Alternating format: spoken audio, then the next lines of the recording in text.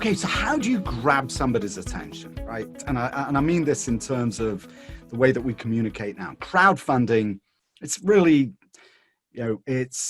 real estate has been crowdfunded forever. The difference is today, as you know, you can actually approach people who you don't know. And so presumably the way you do that is on social media, etc. I don't know what else you do, but I'm interested in knowing. But how do you grab somebody's attention for this, and forgive me for saying this, somewhat obscure option, right? This alternative investment. What have you found works the best? The truth is the big one, right? Like we are not exaggerative or hyperbolic in any of our messaging. We're fact-based. And I think when we show people the facts, hey, here's the performance history of this asset class. Hey, here's how it works. And we're factual in our marketing. That helps a lot. You may get people's attention with a flashy message,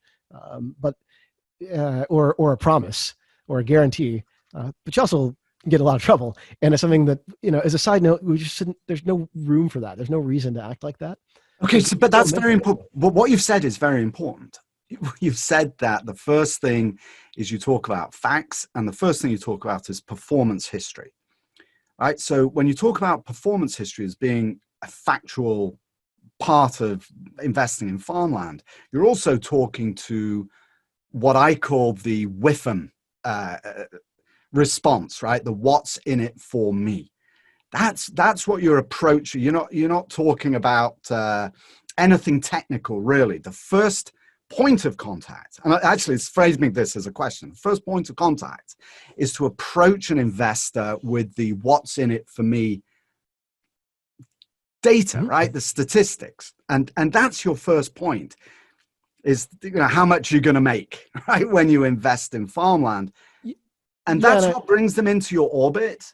And then what do you do? And I want to pause there. We don't say, hey, here's how much you're getting.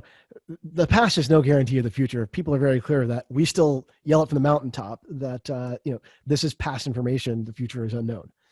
But what, to boil down the message very simply, what we often point to is there's two ways to make money in farmland. You can make money from the farmer paying you rent, because we're not farmers. We have to tell people that quite often. It's still difficult to understand. We're not out driving tractors and picking lettuce and driving and harvesting corn off the fields. The tenants do that, so we simply own the land. So you make money two ways, or you can make money two ways.